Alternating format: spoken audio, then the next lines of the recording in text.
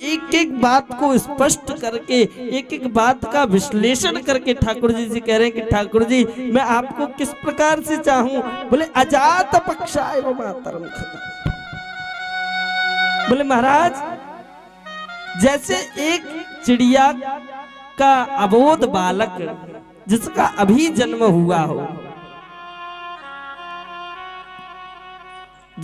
वो चिड़िया का बालक अपनी माँ के सिवा किसी को नहीं जानता हो और उसकी माँ उसको घोंसले में छोड़ने के बाद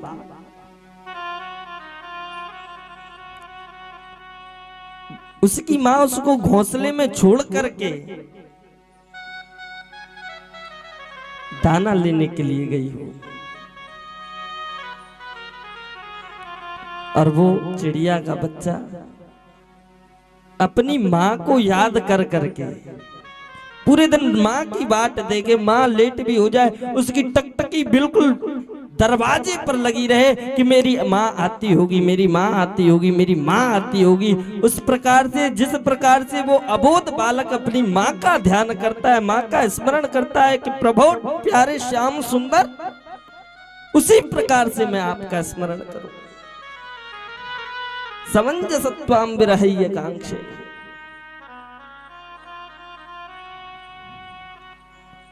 स्तन्यम यथा। दूसरा बोला महाराज, ठाकुर जी बोले वो तो उसका स्वार्थ है। बच्चे के जब पर उपजे आएंगे, जब वो जान जाएगा सारी बातें, तो वो स्वयं उड़ करके अपनी माँ बाप को भी छोड़ करके चला जाएगा। इसमें भी स्वार्थ है। उसकी भूख मिट जाएगी तब माँ को नहीं पूछेगा। ठाकुर जी बोले और कुछ बताओ। वृत्रासुर कहता है कि अजात पक्षाय मातरम खगा स्तन्यम यथा वत्सतरा क्षुधार्ता।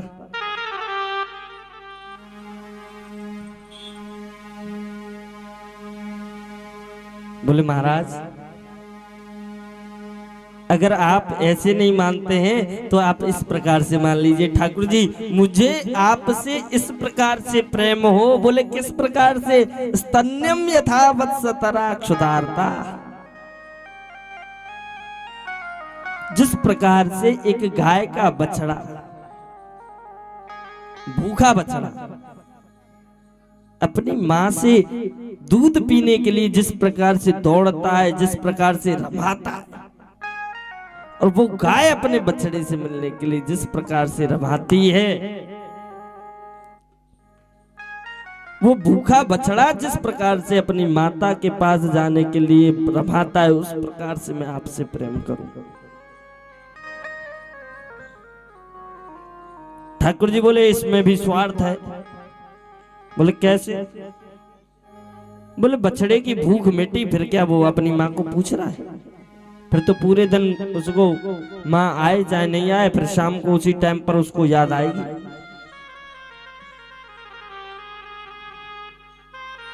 वृत्रासुर बोले भगवान अच्छा ऐसे नहीं तो आप कैसे भी मुझको स्वीकारो तो सही।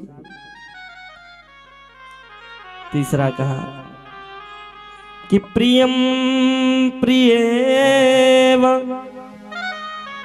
व्यशितम विषण्णा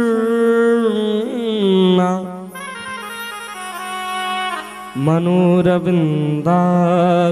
दृक्षते त्वम्। कि प्रभु मेरा मन रूपी अरविंद, मन रूपी कमल आपको किस प्रकार से देखे? बोले कैसे? बोले जिस प्रकार से दो प्रिय प्रेम करने वाले एक दूसरे से दूर रह करके एक दूसरे से मिलने के लिए इंतजार करते हैं, एक दूसरे की याद में तरसते हैं, ऐसे मैं आपकी याद में तरसता रहा।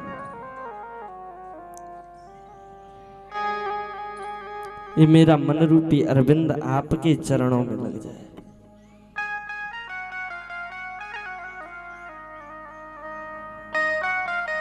ऐसा सुंदर भाव और ऐसी भक्ति जिस भक्त के हृदय में होती है, तो ठाकुर जी इतने वशीभूत हो जाते हैं, इतने प्रेम मग्न हो जाते हैं, वो सब भूल जाते हैं कि मैं कौन हूँ।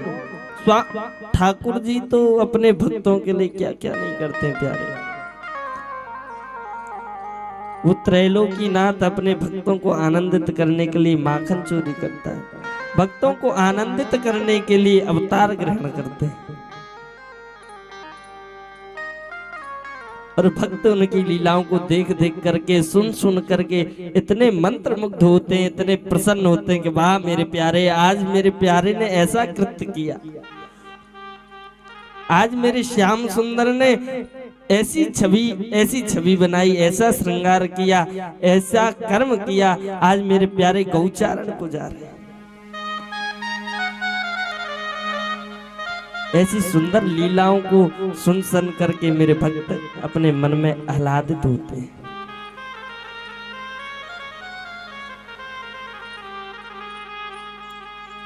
और ये भक्ति की पराकाष्ठा है महाराज, ये भक्ति की पराकाष्ठा जिसके हृदय में विराजमान हो गई ठाकुर, उसको तो अवश्य मिलेगा।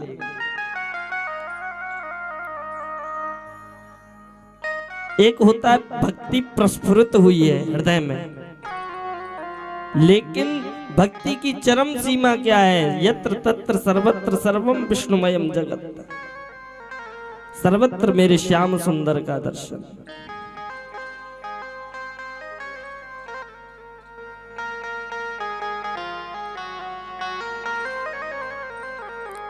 कल हमारे कुछ मैयाओं ने कहा एक चरित्र रह गया था हमसे। आपको मैं एक कथा सुना रहा था भक्तमाल की, श्री लक्ष्मी नारायण सेठ जी की।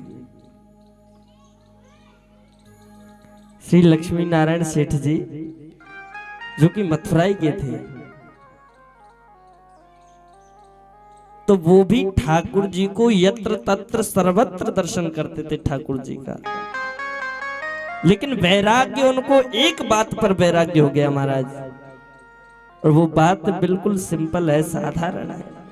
हर मनुष्य रोजाना उस कहीं ना कहीं कृति से रोजाना कोई ना कोई वाक्य हमारे हृदय में आता है, लेकिन हम उससे जागृत नहीं होते हैं। लेकिन लक्ष्मी नारायण सेठ जी के जीवन में एक बार ऐसा वाक्य आया कि महाराज पूरा सब कुछ धन दौलत संपत्ति इत्यादि छोड़ करके ठाकुर जी के चरणों के सेवक हो गए, दास बन गए, त्याग की भावना हृदय में आ गई। एक बार श्री लक्ष्मी नारायण सेठ जी के यहाँ पर एक माता सब्जी लेकर के आई, सब्जी बेचने के लिए आई।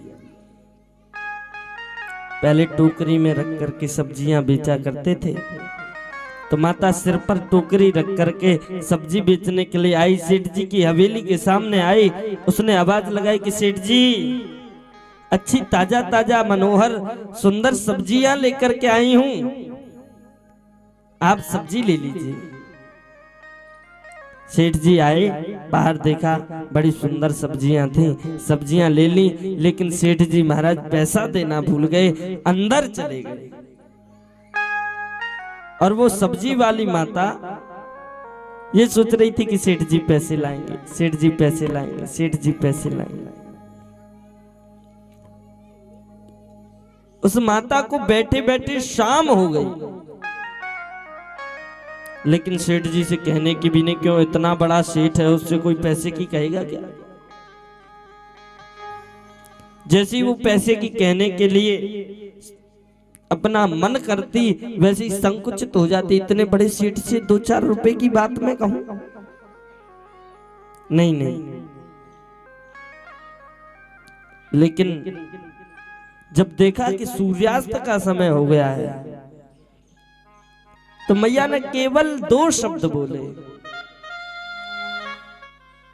कि सेठ जी मुझे पल्ली पार जाना है। केवल ये एक शब्द बोला कि सेठ जी मुझको पल्ली पार जाना है। सेठ जी अंदर बैठे थे, उन्होंने सोचा कि अभी तक बैठी है, सुबह से शाम हो गई। सेठ जी के कर्णों में केवल एक बात सुनाई दी कि पल्ली पार जाना। अब तो महाराज